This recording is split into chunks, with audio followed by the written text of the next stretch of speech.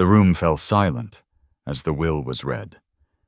Then came the quiet sighs of relief. A few people even laughed, mocking the moment they learned a Navy SEAL and his dog inherited the strange old house. The mansion on the mountain had stood abandoned for years, yet it remained unmoved, as if time itself had failed to break it. The door opened, and what waited inside was not evil, but a truth buried for far too long. Amid the rumors, it was the dog who noticed first, as if sensing what others refused to face. That mansion became the only place still lit, and the Navy SEAL began to understand why his grandmother had chosen him. Tell me where you're watching from, and don't forget to like and subscribe. Every follow helps keep stories like this alive. Now, let's begin. Rowan Kincaid returned to Brier Glen on a morning that looked too honest for a town built on avoidance. The northern light lay clean and pale across the road, as if winter itself had taken the trouble to wipe the world down before his arrival. Pines rose in orderly ranks along the highway, their dark needles holding snow without complaint.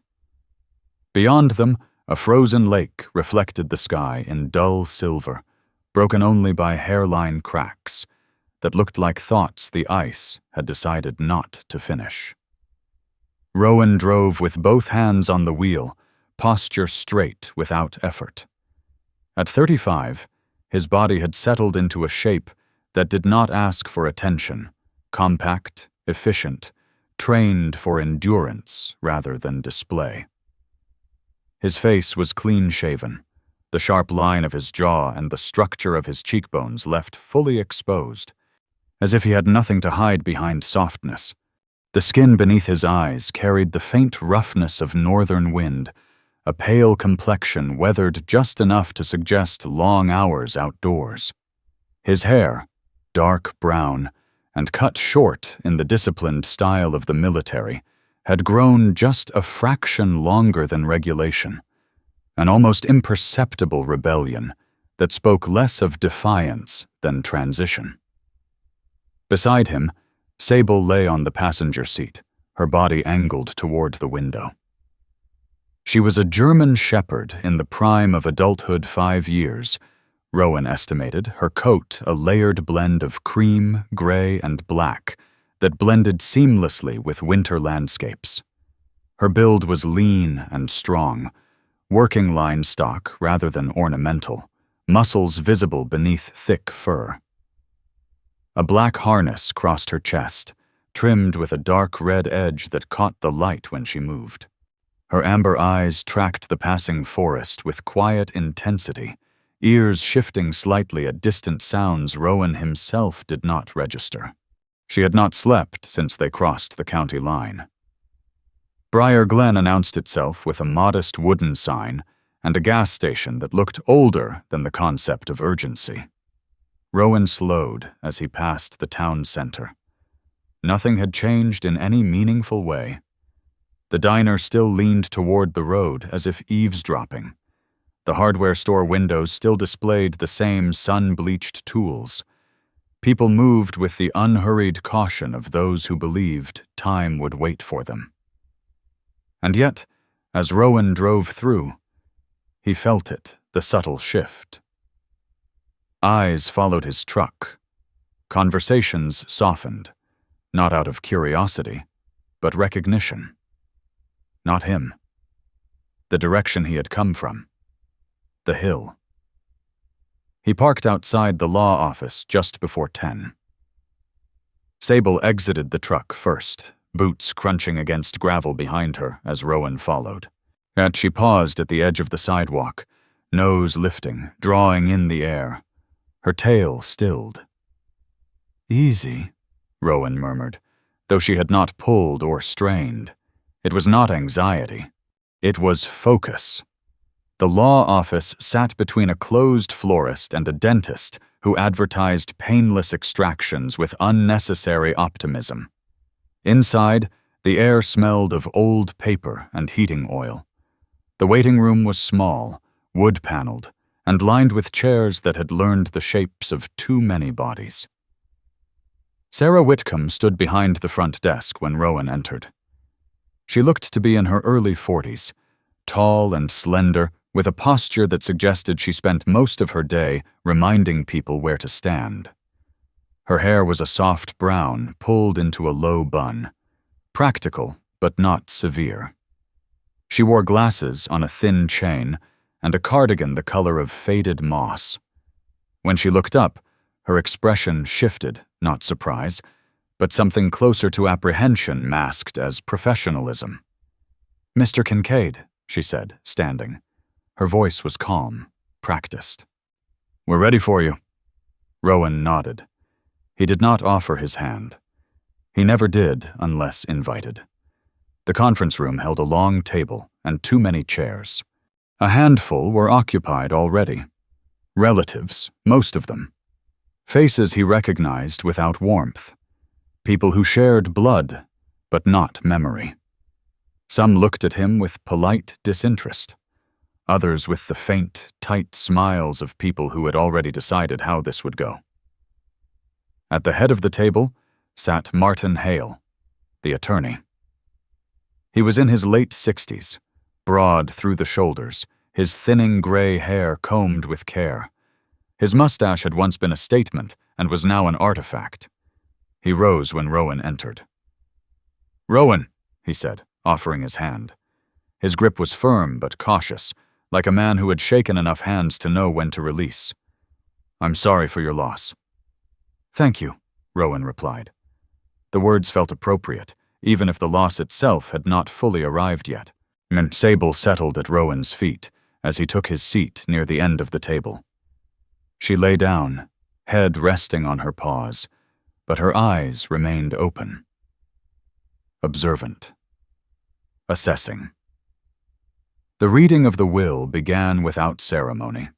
Properties were named, accounts divided, jewelry assigned to people who nodded as if they had been expecting it all along.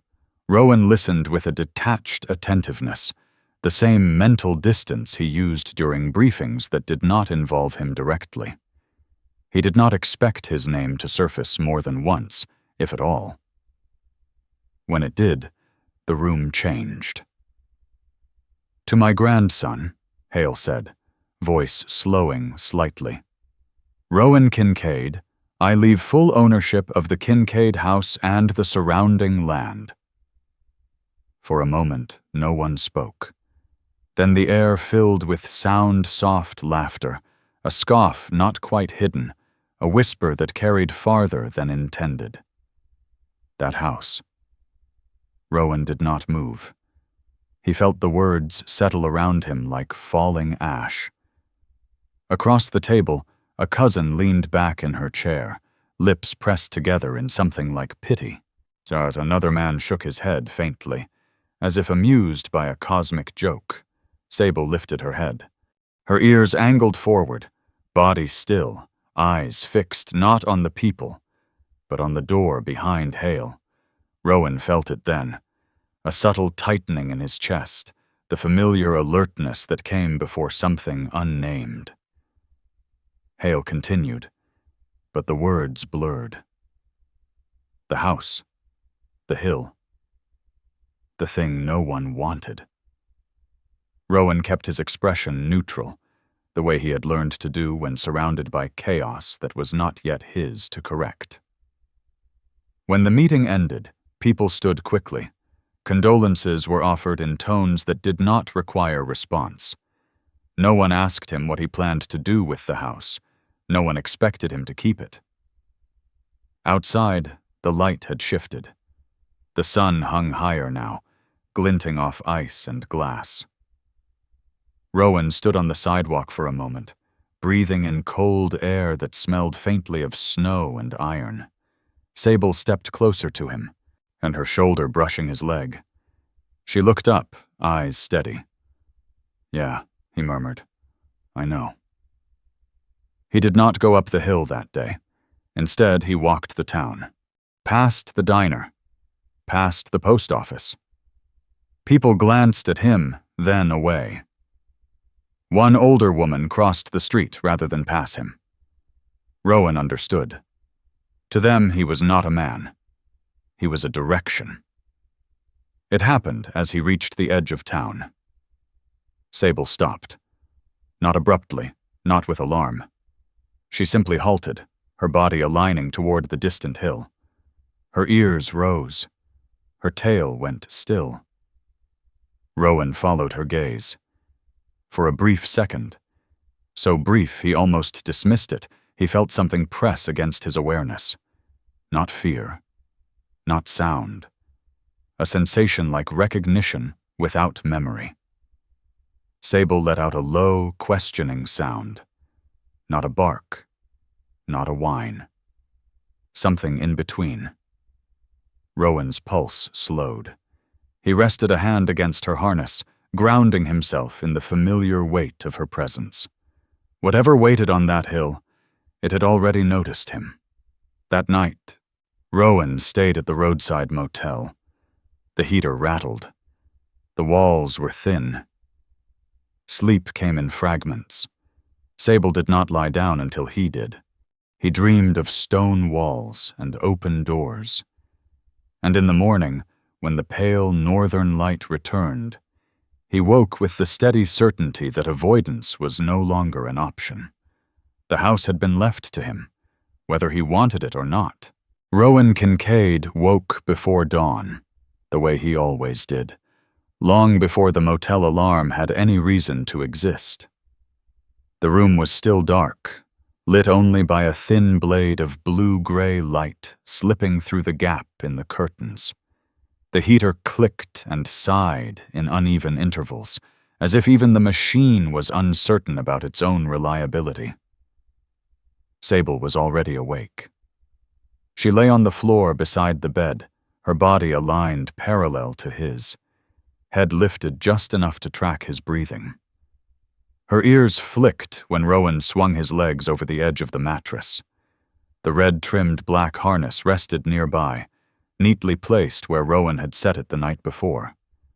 Discipline extended to objects, not just people. "You too," Rowan murmured quietly. More observation than instruction.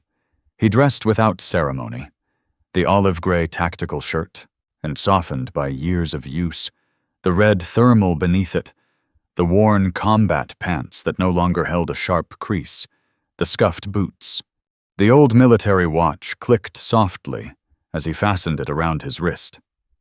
Each movement followed a familiar sequence, muscle memory guiding him through a ritual that had once meant readiness for combat, and now meant something harder to name. Outside, Brier Glen slept lightly. Snow dusted the edges of the sidewalks, thin and dry, crunching faintly beneath Rowan's boots as he and Sable stepped into the morning. The air carried the clean, metallic scent of approaching winter, sharp enough to wake the lungs. They walked without a destination at first. The diner was just opening, its lights flickering on one by one. Inside, a man in his 70s wiped down the counter with slow, deliberate strokes. His shoulders were rounded with age, but his movements were steady, practiced. He glanced up as Rowan passed the window, his gaze lingering a fraction longer than polite curiosity allowed. Rowan felt it again, that subtle sense of being measured not for who he was, but for what he represented. A woman stepped out of the post office as they approached the square. She was tall and spare, wrapped in a thick wool coat the color of wet bark. Her hair, iron gray and pulled back into a severe knot, exposed a long, narrow face marked by fine lines that spoke of restraint rather than softness. When she saw Rowan, she paused. "Morning," she said after a moment, voice clipped but not unkind. "Morning," Rowan replied. Her eyes dropped to Sable. Something in her expression shifted hesitation, then recognition. "That dog's working stock," she said. Not a pet. Rowan nodded once. She's trained. The woman exhaled slowly, as if releasing a thought she had been holding. Figures. She did not introduce herself, and Rowan did not ask. In Brier Glen, names were offered only when people decided you belonged, and they continued toward the edge of town, where the pavement gave way to gravel and the buildings thinned. Sable's pace slowed. Her nose dipped toward the ground, tracing invisible lines only she could read. Rowan let her lead, shortening the leash without tension. The hill rose ahead of them, dark against the pale sky.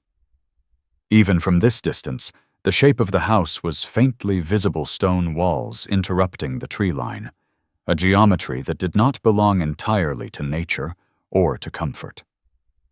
Rowan stopped, not because he felt fear, but because something inside him resisted the next step with a quiet insistence.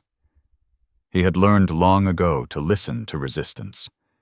Sometimes it was weakness. Sometimes it was wisdom. Sable turned back toward him, amber eyes intent.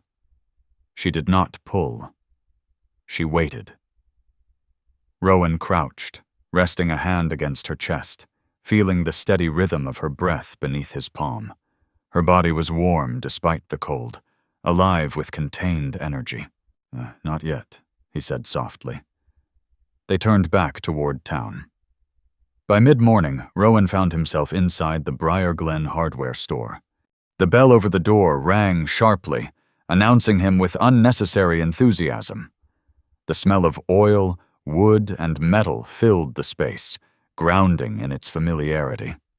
Behind the counter stood a man in his late 50s, thick through the shoulders, with forearms like carved stone.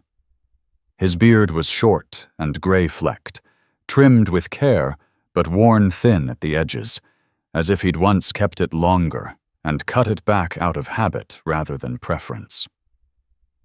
His eyes were a clear blue, sharp and observant. Caleb Moore. Rowan recognized him from memory, though the years had deepened the lines around his eyes and added weight to his frame.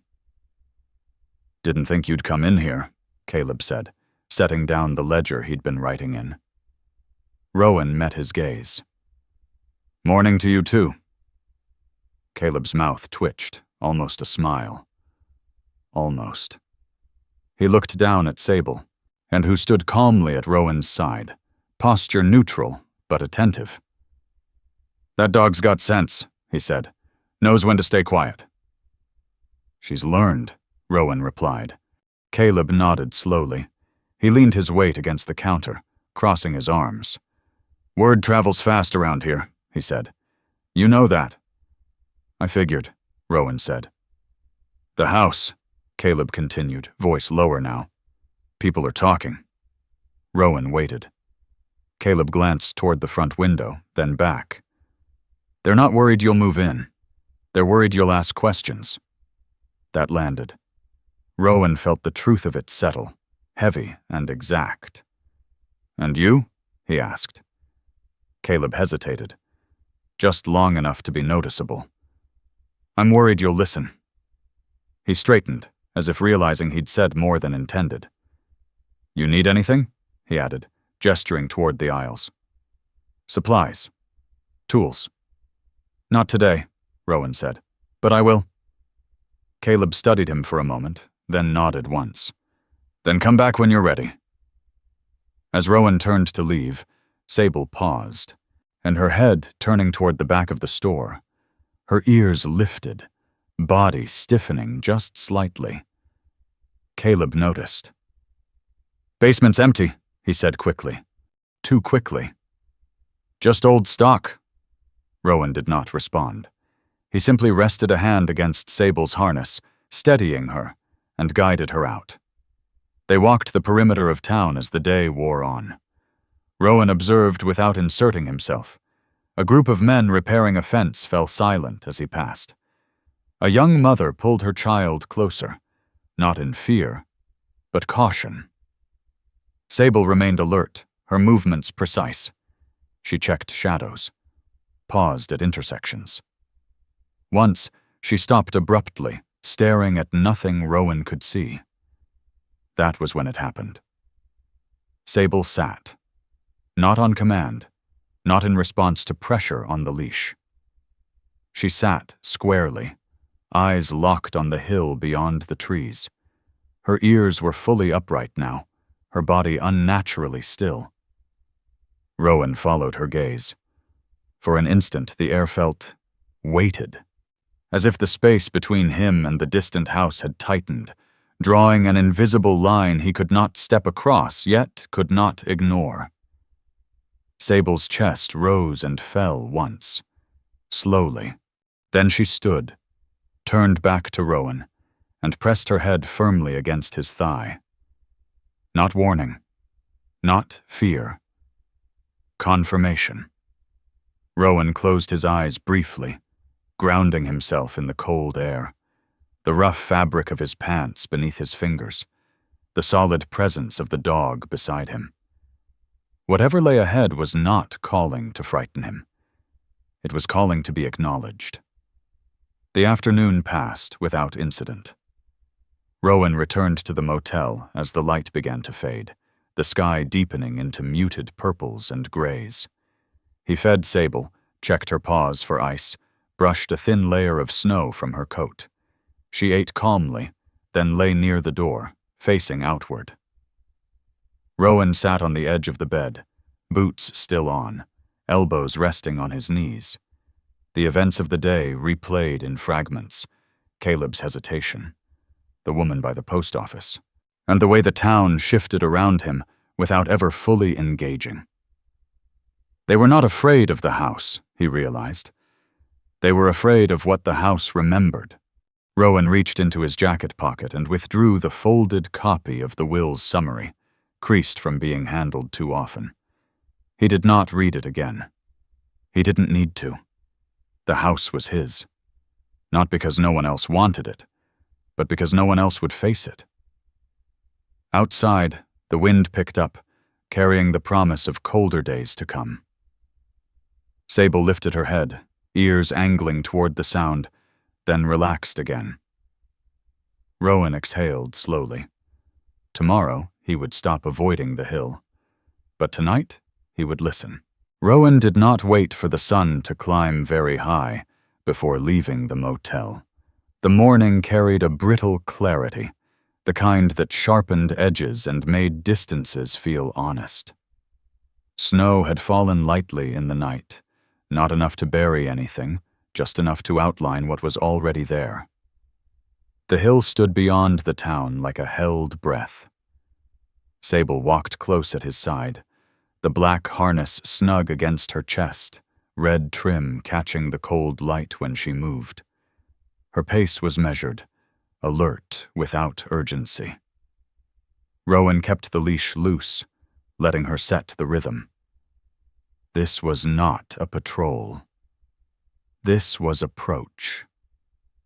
The road narrowed as it climbed, pavement giving way to packed dirt and gravel. Trees pressed in on either side, tall and quiet, their branches knitted together overhead. Rowan felt the temperature drop as they ascended, a subtle shift that carried the scent of stone and old wood. He stopped once, halfway up, to look back. Brier Glen lay below, compact and distant. From here, it looked harmless. From here, it looked like a place that forgot easily. The Kincaid house came into full view as the trees thinned. It was larger than Rowan remembered, not in height, but in presence. Built of dark stone that absorbed light rather than reflected it, the house rose from the ground as if it had been placed there deliberately, not to dominate the landscape, but to endure it. Tall windows stared outward, clouded with age but intact. The roofline was steep, designed for heavy snow, its angles precise and practical. Nothing about it suggested collapse. Nothing about it suggested neglect. The iron gate at the end of the drive hung slightly ajar. Its hinges were rusted but functional, the metal bearing the marks of weather rather than violence. Rowan paused at the threshold, hand resting briefly against the cold iron. Sable stepped forward first, her nose lowered, tracing the ground, then lifted as she crossed the gate. She did not hesitate. She did not bristle. Her tail moved once, slow and steady. Rowan followed. The crunch of gravel beneath his boots sounded louder than it should have, the noise echoing up the stone facade before settling back into silence. He noted the details automatically, the lack of broken glass, the evenness of the steps, the way fallen leaves gathered at the edges but did not choke the entrance. This place had been left alone, not abandoned. He reached the front door and tested the handle. Unlocked. The door opened inward with a low, controlled creak, the sound of wood that had been used and maintained, not left to rot. Cool air spilled out to meet them, carrying the faint scent of dust, stone, and something softer beneath it, lavender, maybe, or soap, long since absorbed into the grain of the floors. Rowan stepped inside. The foyer was wide, the ceiling high. A light filtered through tall windows, illuminating a patterned rug laid straight and unfrayed. A coat rack stood near the wall, empty but polished. The space felt arranged. Sable moved ahead, her nails clicking lightly against stone. She paused at the center of the room, ears pivoting as if taking inventory. Her body language was relaxed but attentive, the posture of a working dog entering a new environment with permission. Rowan exhaled slowly. He had expected cold. He had expected the oppressive stillness people described when they spoke of the house in lowered voices. What he felt instead was restraint. Furniture occupied the rooms beyond the foyer chairs aligned, tables dusted, shelves holding books that had been sorted rather than abandoned. The house did not feel empty. It felt paused. Rowan moved room to room, methodical, his gaze sweeping corners and thresholds out of habit. He checked doors, noted sight lines, counted windows. Nothing startled him, or nothing resisted his presence. In the main sitting room, sunlight fell across a small table positioned near the largest window. On it lay a single envelope. Rowan stopped. The envelope was cream-colored, its edges clean. His name was written across the front in neat, deliberate handwriting. Rowan Kincaid. His chest tightened, not with fear, but recognition. He approached slowly, every sense tuned. Sable sat a few feet away, watching him, head tilted slightly, eyes bright. She did not growl. She did not retreat. The envelope had been placed to be found. Rowan picked it up, the paper cool beneath his fingers. He turned it once, then broke the seal. The letter inside was brief.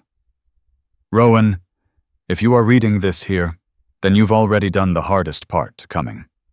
Before you listen to anyone else, walk the house. Look closely. This place was never meant to frighten. It was meant to hold.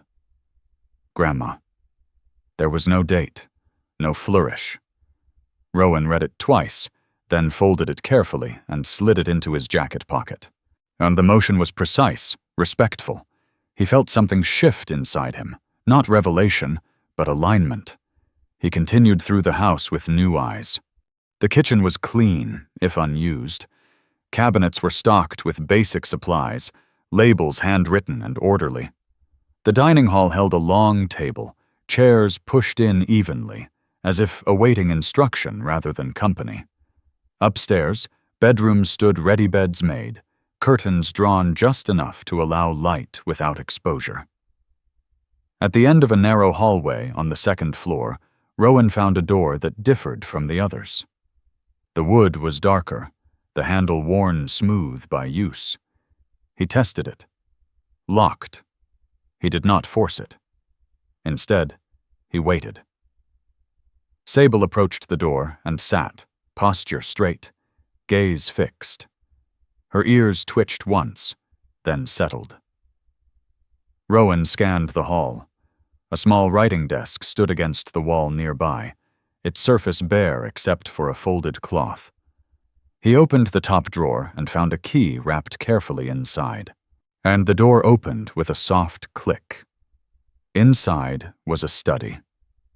Bookshelves lined every wall, filled with ledgers, journals, and labeled boxes. A desk sat beneath the window, its surface clear except for an open book. Sunlight illuminated the pages, revealing rows of neat handwriting. Rowan stepped closer. Names, dates, notes, not accounts of madness or tragedy, but records of people, of quiet interventions, of disputes resolved without spectacle, of assistance given without acknowledgement.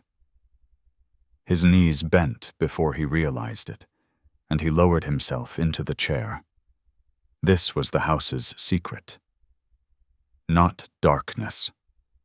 Knowledge. He read until the words blurred, understanding growing heavier with each page. His grandmother had not hidden truths to control them. She had contained them to protect those who could not afford exposure. The reputation of the house had been intentional. Fear had been the shield. Rowan leaned back, eyes closing briefly. What he understood now why no institution had been trusted with this place, why it had been left to him. This was not inheritance. This was guardianship. As Rowan stood to leave the study, Sable rose abruptly. Her head snapped toward the window. Rowan followed her gaze. Below, near the edge of the tree line, a figure stood motionless for just a second too long before stepping back out of sight. Rowan's pulse quickened, not with panic, but precision. Sable did not bark. She did not give chase. She simply watched the empty space where the figure had been. Rowan closed the study door behind him, the sound final and controlled. The house was not as forgotten as everyone believed. The afternoon passed in focused silence. Rowan explored the remaining rooms, memorizing their layout, testing windows, checking structural integrity. Everything was solid, deliberate. By the time he returned to the foyer, the light had shifted, casting long shadows across the stone floor. The house settled around him with soft creaks, the sound of an old structure adjusting, not threatening, but alive. Rowan stood near the door, hand resting against the wood. The house did not feel like a burden. It felt like a responsibility he had been prepared for without knowing. Sable lay near his feet, calm again. Her earlier alertness faded into watchful ease. Rowan looked once more through the front window, down the drive toward the gate. Whoever had been there had not come to frighten him. They had come to see if the house was still guarded. Rowan turned back inside. He locked the door. Rowan slept in the house that night, not because he had planned to, but because leaving felt dishonest. The study door remained closed behind him as he moved back through the halls, each step measured, each sound catalogued. The house creaked softly as evening settled, wood adjusting to cold the way an old body adjusted to weather. It was not the sound of warning. It was the sound of continuity. He chose a small bedroom on the second floor one that faced the trees rather than the drive. The bed was made with military precision, the blankets folded in layers that suggested habit rather than haste. He set his pack down, removed his boots, and sat for a moment on the edge of the mattress, hands resting on his knees. Sable circled once before lying down near the door, her body angled outward, guarding but not tense. Rowan did not turn on the overhead light. He let the dim glow from the hall filter in, just enough to soften the edges of the room. He lay back fully clothed, eyes on the ceiling, listening. Wind moved through the branches outside. Somewhere deeper in the house, a pipe ticked as it cooled. The building breathed around him, steady and unhurried. He thought of the ledgers, of names written in careful ink, of margins filled with context instead of accusation, of problems that had been contained, not erased. His grandmother had known things that could have shattered reputations, families, lives, and she had chosen restraint. Silence as shield. Rowan understood that kind of choice. In his line of work, silence was often the difference between survival and spectacle. Sleep came in pieces. He woke once to the sound of Sable shifting her weight, another time to the faint thud of ice sliding from a branch onto the ground below. Each time was he listened until the house settled again. Morning arrived without drama. Light seeped in slowly, pale and deliberate, touching the edges of furniture before reaching the floor. Rowan rose, stretched, and checked the windows. No signs of disturbance, no footprints near the drive that hadn't been there before. Sable ate, drank, then returned to her post near the front door. Rowan brewed coffee in the kitchen, the smell grounding, ordinary. He stood at the counter with the mug cradled between his hands, watching steam curl upward. This place had been prepared. Not for him specifically, but for someone who would notice. He spent the morning cataloging in his head. Rooms, supplies, structural integrity. The house was solid. Overbuilt, even. Thick stone walls, narrow exterior windows, reinforced beams. It had been designed to withstand more than weather. By late morning, Rowan locked the front door behind him and headed back down the hill. Brier Glen met him with the same cautious quiet as before, but something had shifted. Not much. Just enough. At the edge of the square, he nearly collided with a man stepping out of the diner. The man was in his early 70s, tall once, but now stooped slightly at the shoulders. His hair was white and thin, combed back with care, revealing a narrow forehead and deep-set eyes that missed very little. He wore a heavy coat that had been mended more than once, the cuffs darkened with age and use. His hands were steady, but his movements were deliberate, as if he measured each step before committing. "Sorry," the man said, stepping back. "No problem," Rowan replied. The man's gaze dropped to Sable. His eyes softened. "Beautiful dog." "She knows," Rowan said. That earned him a small smile. "You're the grandson," the man said. Not a question. Rowan nodded. The man hesitated, then extended a hand. "Henry Elwood." His grip was lighter than Rowan expected, but firm in intent. It was the handshake of someone who valued acknowledgement more than dominance. "Rowan Kincaid." "I know," Henry said gently. "Your grandmother helped me once, long time ago." Rowan felt his posture shift, subtle, but immediate. "How?" Henry glanced around, then back toward the hill. "That's not something she'd have wanted discussed in public." His eyes met Rowan's, but she was kind. Quietly. Rowan nodded. She was. Henry squeezed his hand once more before letting go. "People talk," he said. "They always do, but they don't know what they're afraid of." With that, he turned and walked away, his steps slow but sure. Rowan watched him go, the weight of the encounter settling deeper than expected. He continued toward the hardware store. Caleb Moore stood outside, loading lumber into the back of a pickup. He straightened when he saw Rowan, wiping his hands on his jacket.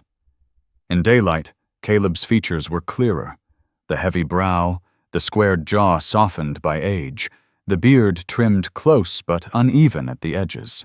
But there was a scar along his left cheek.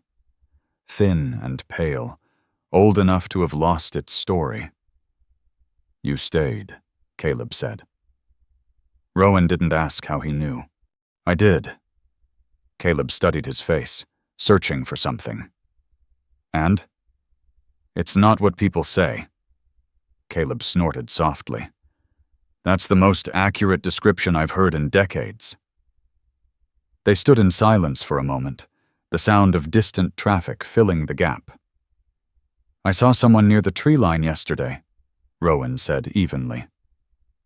Caleb's jaw tightened, just slightly. "Enough." "Wouldn't surprise me," he said after a beat. "Some folks don't like doors opening, even when they've been shut too long." "Anyone in particular?" Rowan asked. Caleb shook his head. "If I knew, I wouldn't tell you yet." Rowan accepted that. Trust was not given all at once. "I'll need supplies," Rowan said. "Generator fuel, extra locks, motion lights." Caleb's eyebrows rose. "Planning on staying a while?" "I am." Caleb nodded once. "Then I'll help." That was all he said. But it was enough. The afternoon unfolded in pieces. Rowan visited the post office, then the small clinic at the edge of town. He introduced himself where necessary, observed where not. People responded with cautious politeness. No one challenged him. No one welcomed him outright. Sable remained close, her presence a quiet constant. Children watched her from a distance, curiosity edging out fear. One little girl waved. Sable's tail moved once in response. By the time Rowan returned to the hill, the sky had begun to darken. Clouds gathered low and heavy, the kind that promised more than a light dusting. Inside the house, he secured doors and windows, tested locks, and set up temporary lighting in key areas. Practical steps. Grounded ones. He returned to the study only once, standing in the doorway without crossing the threshold. He did not read further. Not yet. Some things required pacing. As evening settled, Rowan sat at the long dining table with a notebook, sketching rough layouts and contingency plans, shelter capacity, heat zones, access points. It was instinctive planning for people before they arrived. Sable lay at his feet, head resting on her paws. Then she lifted it. Her ears angled toward the far end of the house. Not sharp, not alarmed. Curious. Sable rose and walked toward the hallway leading to the study. She stopped halfway, turned back to Rowan, and let out a low, questioning sound, not a warning, but an invitation. Rowan felt it again, that quiet pull. Not urgency. Alignment. He followed her to the threshold of the study and stood there, hand on the frame. The door remained closed. The house was still. Nothing demanded to be opened, but something acknowledged his presence. Rowan exhaled, slow and steady. "Soon," he murmured. Sable sat, satisfied, and returned to her place by the table. Night fell fully. Rowan moved through the house one last time, checking doors, extinguishing lights, leaving only a single lamp burning in the foyer. He stood there for a moment, looking up at the staircase, at the stone walls that had borne so much weight without cracking. This place had not been feared because it was dangerous. It had been feared because it demanded integrity. Rowan turned the lock on the front door, the sound final and deliberate. Whatever came next, the house would not face it alone. The storm announced itself before it arrived. Rowan heard it first on the radio, an even, measured voice cutting through static, upgrading a warning to something more deliberate. Wind speeds rising. Snowfall intensifying. Temperatures dropping faster than predicted. The cadence was familiar. The sound of a situation shifting from inconvenient to dangerous. He turned the volume down and stood at the front window of the house, watching clouds thicken over the tree line. The sky had lost its depth, flattening into a heavy gray that pressed low against the hill. The air itself felt tighter, as if the world were bracing. Sable stood beside him, her posture tall and alert. Her ears tracked the wind's changing pitch, her head turning slightly with each new sound. She did not pace. She did not whine. She waited. "Yeah," Rowan said quietly. "I see it too." He moved with purpose after that. There was no rush in his body-only sequence. He checked the generator, tested the transfer switch, confirmed fuel levels. The machine hummed to life with a reassuring steadiness that settled something in his chest. He moved through the house, lighting lamps, setting thermal curtains, clearing paths between rooms. By mid-afternoon, the first snow began to fall. It came sideways, sharp and dry, driven by wind that cut across the hill without obstruction. Rowan watched as the drive disappeared beneath a whitening blur, the trees beyond fading into indistinct shapes. The radio crackled again. Down in Brier Glen, power lines were already failing. Rowan did not hesitate. He pulled on his jacket, tightened his gloves, and clipped Sable's leash to her harness. She followed him to the door, body vibrating with contained readiness. They descended the hill together, the wind tearing at their clothes, snow stinging exposed skin. Rowan leaned into it, boots finding traction by instinct. Sable moved ahead, her low center of gravity and sure-footedness giving her an advantage even on slick ground. The town looked different under the storm, smaller, more fragile. Lights flickered and died one by one.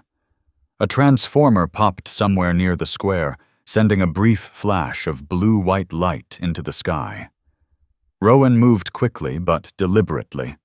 He knocked on doors where he could, called out names where he remembered them. Some people answered, faces tight with uncertainty. Others did not. At the diner, the owner, a broad-shouldered man in his 60s with thinning hair and a permanent stoop from decades of standing, was struggling to secure the back door. "Power's out," the man shouted over the wind. "Phones too." "I know," Rowan said. "Anyone inside?" "Just me, and two over there." He jerked his chin toward the street. Rowan followed his gaze. Across the way, a small house sat dark and silent, its porch light dead. Smoke did not rise from the chimney. Rowan crossed the street with Sable at his side. She reached the porch first, nose low, tail steady. She paused at the door and looked back. Rowan knocked. No answer. He knocked again, louder. The door opened a fraction. A woman peered out, her face pale, hair pulled into a loose braid that had begun to come undone. She looked to be in her late 50s, thin and slightly stooped, her shoulders wrapped in a blanket rather than a coat. "We're fine," she said automatically, though her voice shook. Rowan met her eyes.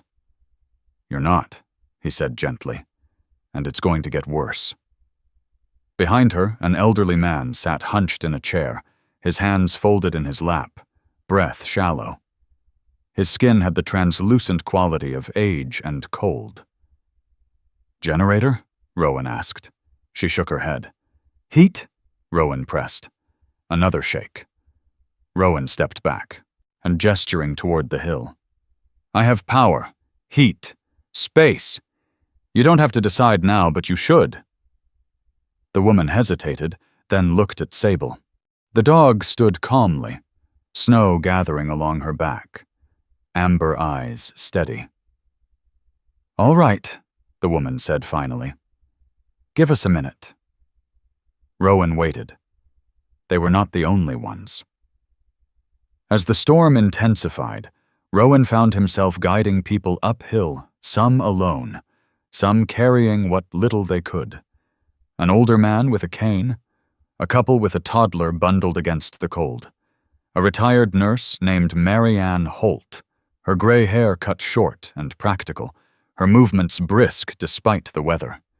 She had lived in Brier Glen her entire life and carried herself with the quiet authority of someone accustomed to making decisions in emergencies. "Who are you?" she asked Rowan as they climbed.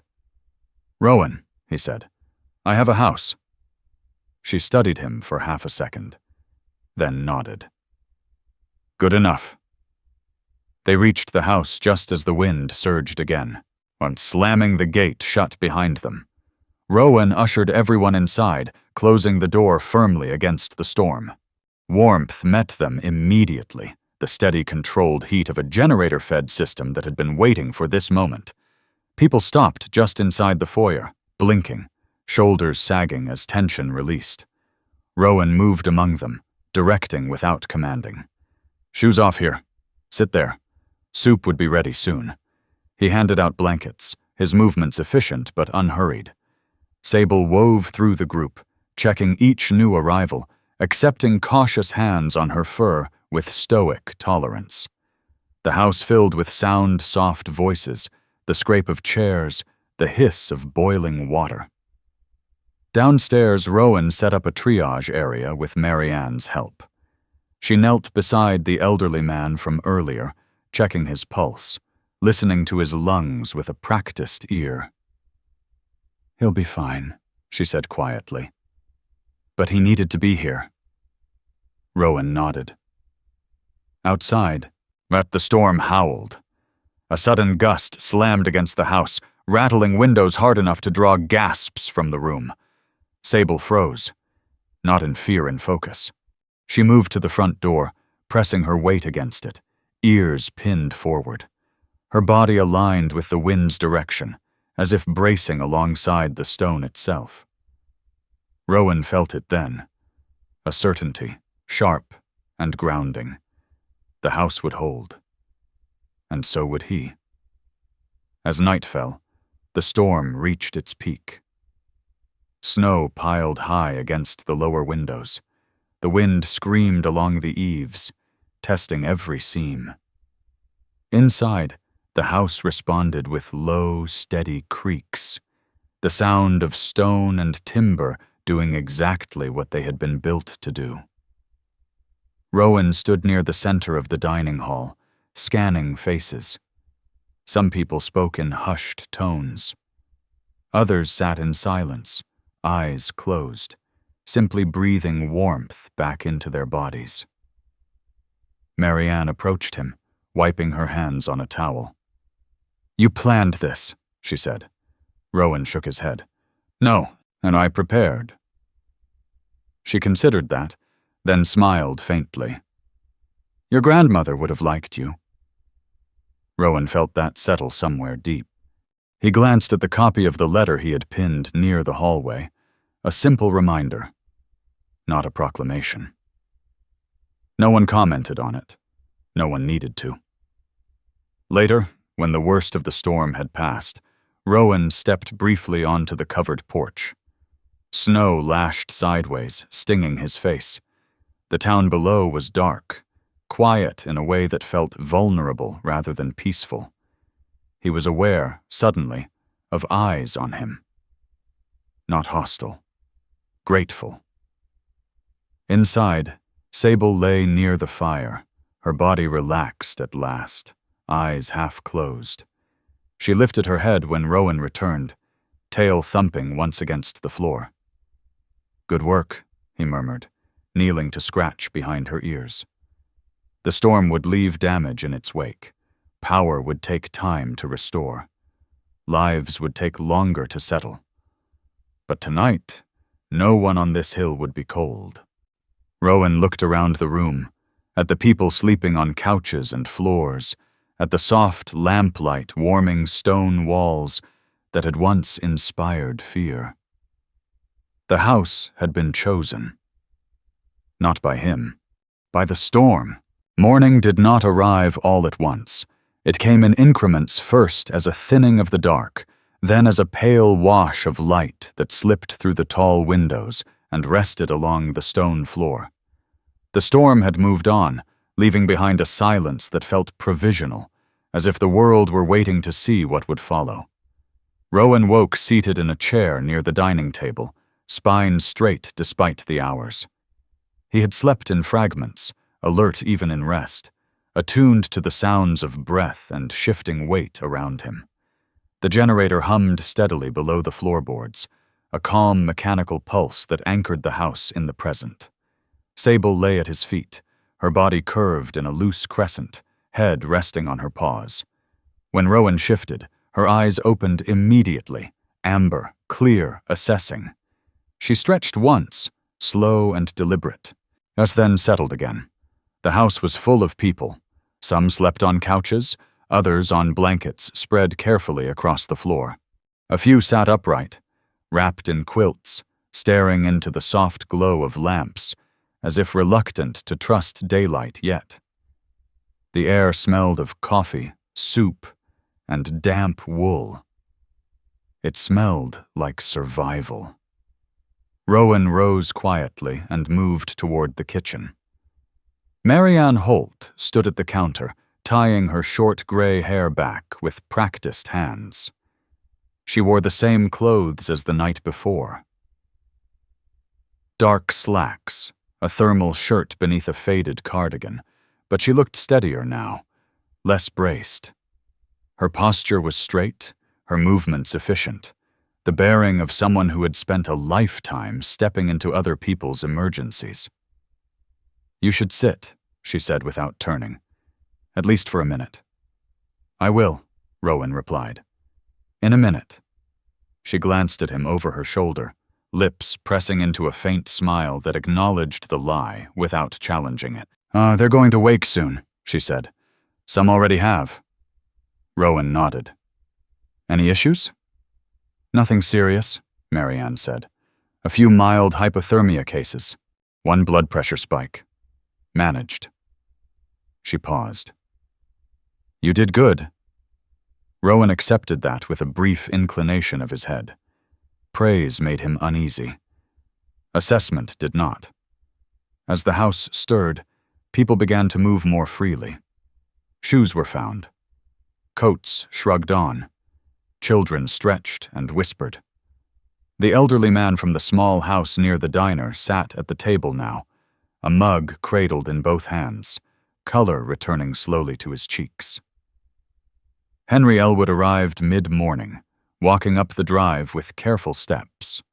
He wore the same mended coat, buttoned against the cold, his white hair flattened by wind. He stopped just inside the door, eyes moving across the room with quiet astonishment. "So it's true," he murmured. Rowan approached him. "How are you feeling?" Henry smiled, thin but sincere. "Warm," he said. "That's a start?" He looked around again, then back at Rowan. "You've changed the story of this place," he said. Rowan considered that. "I don't think I have." Henry's eyes softened. Sometimes all it takes is letting people see what was always there. By late morning, the storm's damage became impossible to ignore. From the front windows, Rowan could see down into Brier Glen. Snow lay thick along the streets, drifted high against doors and fences. A line of utility trucks crept along the main road, their progress slow and uncertain. The town moved cautiously, as if unsure which routines still applied. People began to leave the house in small groups, some returning home, others lingering as if reluctant to step back into uncertainty. Rowan spoke to each of them, not with speeches or reassurances, but with specifics. Who had power, who did not, where to go if conditions worsened again. They listened. That, more than gratitude, marked the shift.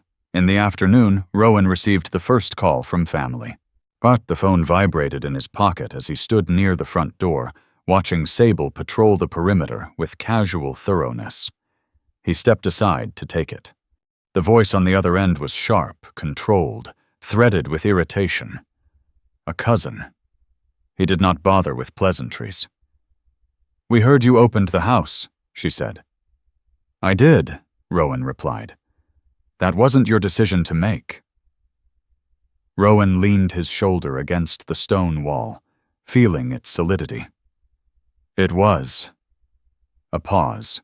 Then, "There are liabilities. You can't just let people—" "I can," Rowan said evenly. "And I will." Her breath caught, anger sharpening. "You're positioning yourself," she accused, "turning it into something public." Rowan closed his eyes briefly. "I'm keeping people warm." The line went dead. He did not check the number of missed calls that followed. Inside, Marianne and Caleb Moore stood near the table, speaking quietly. Caleb looked more worn than usual, his beard untrimmed, and his jacket dusted with snow that had not yet melted.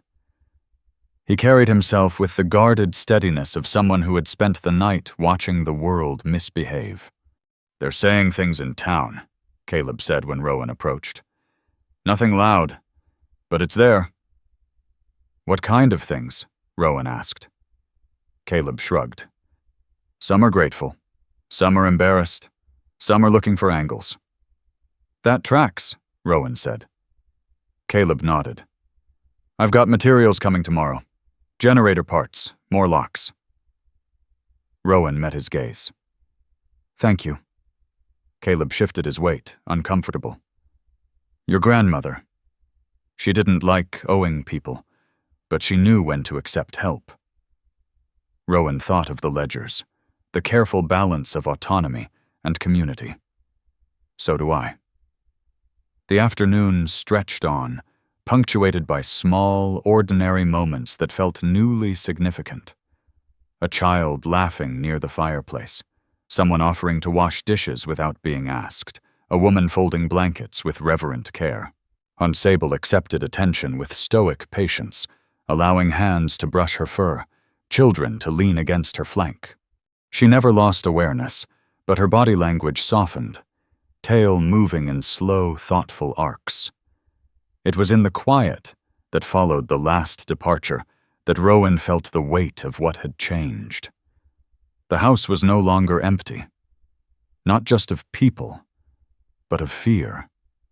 As Rowan walked through the foyer, gathering abandoned cups and stray gloves, Sable stopped short near the staircase. She lifted her head, ears angling upward, not toward the study, not toward the door, but toward the space itself. The air felt still, charged with something that had not been there before. Rowan followed her gaze to the wall where the copy of his grandmother's letter hung. The paper stirred, just slightly, though no draft moved through the room. Rowan did not reach for it. He simply stood there, aware of a presence that was not watching, not waiting, but approving. The next day brought visitors, not seekers of shelter, but neighbors. They came in daylight, alone or in pairs, standing awkwardly at the gate until Rowan waved them in. They spoke carefully, as if testing new language. A man offered firewood. A woman brought jars of preserved vegetables. Someone left a toolbox by the steps and departed without a word. No one mentioned the house's reputation. They did not need to. Rowan began organizing with intention. He moved furniture to create clear paths, designated sleeping areas, set schedules for meals and maintenance. He asked Marianne to stay on as a medical contact. She agreed without hesitation. Caleb coordinated repairs and supplies. Henry Elwood stopped by each afternoon, sitting near the window and telling stories to anyone who would listen. Stories that did not center on fear, but on endurance. Sable became a fixture, just a living reassurance that moved through the rooms with unspoken authority. As evening approached, Rowan stood on the front steps, looking out over the town. Smoke was from a few chimneys now. Lights flickered on. tentative, but present. The house behind him settled into its new role with quiet dignity. This was not an ending. It was a correction. Rowan turned back inside, closing the door gently behind him. The house woke differently now. Morning light moved through it with purpose, no longer hesitant, no longer testing the corners before committing. It spilled down the stairwell, touched the stone walls, lingered on the long table where hands had rested and warmed themselves days earlier. The air carried a layered scent. Coffee, clean linen, wood smoke faint enough to suggest memory rather than necessity. Rowan stood at the front window, mug cooling between his palms. Below, Brier Glen had resumed its careful routines. Snowbanks had been cut back into manageable edges. A plow passed slowly along the main road, metal blade scraping with a sound that felt almost ceremonial. The town did not look triumphant. It looked relieved. Sable lay nearby, stretched along the rug, her body relaxed in a way Rowan had not seen since they arrived. Her ears flicked occasionally at distant sounds, but her eyes remained half-lidded, content to observe without anticipation. She had accepted the house as part of her perimeter. Rowan took a breath and felt the difference in it. Not the air himself. The calls from family had slowed. The pressure had not vanished, but it had dulled, losing its edge as it met something it could not easily move. He had sent no replies beyond the necessary. Words, he knew, invited negotiation. Action established boundaries. By mid-morning, people began to arrive again. Not in crisis, not carrying fear, but with intention. Henry Elwood came first, as he often did now. He moved slowly up the drive, cane tapping lightly against the stone, his posture careful but proud. He wore a wool scarf wrapped twice around his neck, the ends tucked neatly into his coat. When he reached the door, he did not wait to be let in. He knocked once, then stepped inside with practiced familiarity. "Smells like a place that means to stay," he said, smiling. Rowan returned the smile. "Coffee's fresh." Henry nodded approvingly and settled into a chair near the window, his preferred spot. From there, he could see both the town and the room, could listen without intruding. Marianne Holt arrived next, carrying a canvas bag slung over one shoulder. She wore sturdy boots and a thick jacket, her short gray hair tucked beneath a knit cap. Her expression was focused, but lighter than before, the tension she carried now more habitual than urgent. "I spoke with the clinic," she said as she set the bag down. "They're willing to coordinate, rotating visits, basic supplies." Rowan nodded. "That helps." Caleb Moore arrived shortly after, his pickup crunching up the drive under a load of lumber and equipment. He climbed out slowly, joints protesting, beard flecked with fresh snow. His eyes traveled over the house, then to Rowan. "You serious about this?" Caleb asked. "I am," Rowan replied. Caleb studied him for a long moment, then reached back into the truck and lifted out a toolbox, setting it down with care. "Then I'm in." The day unfolded with quiet efficiency. Furniture was moved, not removed. Rooms were designated, not transformed beyond recognition. The house was not stripped of its past, it was organized to accommodate the present. Handwritten signs appeared where they were needed. Meals at 6. Quiet hours after 9. Ask if you need help. People followed them. The elderly began to arrive in ones and twos. Some walked with canes, others with careful steps measured by years of adaptation. Their clothing bore the marks of long, use-patched elbows, faded cuffs, buttons replaced more than once. They entered the house with hesitation that softened into relief as warmth met them without judgment. Rowan greeted each of them personally. He did not explain. He did not justify. He listened. One woman, slight and bird-boned, with silver hair cut blunt at her jaw, clutched a paper bag to her chest as if it might disappear. Her eyes darted from corner to corner, assessing escape routes. "You can leave whenever you want," Rowan told her gently. She looked up at him, surprised. "I know," she said. "That's why I'll stay." Sable approached her slowly, lowered herself at the woman's feet, and rested her head against the woman's boot. The woman's breath hitched, then steadied.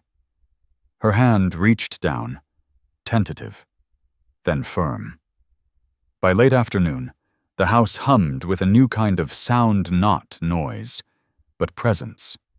Chairs scraped softly. Kettles whistled. Conversations rose and fell in low, unforced tones.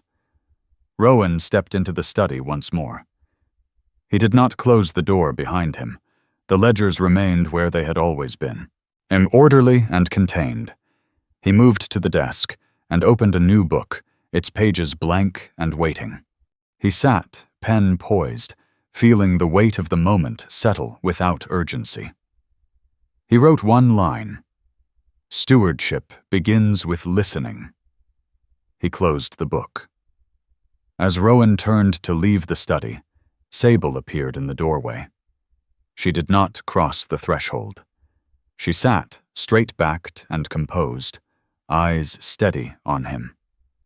For a brief moment, the world narrowed to that quiet exchange, the understanding that some boundaries existed not to exclude, but to preserve. Rowan nodded once. Sable stood and walked away, satisfied. Evening arrived with a gentler sky. Lights glowed warmly behind windows that had once reflected only shadow. From the hill, the house no longer looked imposing. It looked inhabited. Rowan stood at the front steps as people settled in for the night. He watched as Henry Elwood spoke softly to a small group near the fireplace, at his voice carrying stories that did not demand attention, but earned it. Marianne checked in on a man whose hands trembled when he lifted his cup, her touch steady and practiced. Caleb adjusted a loose railing, humming under his breath. This was not charity. It was structure. The calls from family resumed briefly, then ceased. The legal notices never came. The arguments that had been anticipated dissolved under the weight of a reality that did not require permission. Later, when the house had quieted into its evening rhythm, Rowan stood alone in the foyer. He reached up and removed the copy of his grandmother's letter from the wall. He read it once more, not for instruction, but for company. This place was never meant to frighten. It was meant to hold. He folded the paper carefully and placed it in the drawer of the table near the door, accessible, but not displayed. The house did not need proclamation, and it needed continuity. Outside, a teacher passed along the road with a small group of students, bundled against the cold. They slowed as they neared the gate. One child pointed, curiosity bright in their eyes. The teacher hesitated, then smiled. "That's a place where people take care of each other," she said. "Not everything quiet is scary." Rowan turned away before they could see his expression. Night settled gently. Sable lay near the fire, her body fully relaxed, eyes closed. Rowan moved through the house one last time, checking doors out of habit, not necessity. He paused at the front door, hand resting against the wood. He locked it, not to keep the world out, but to protect what was inside. Rowan Kincaid did not inherit a house. He inherited trust.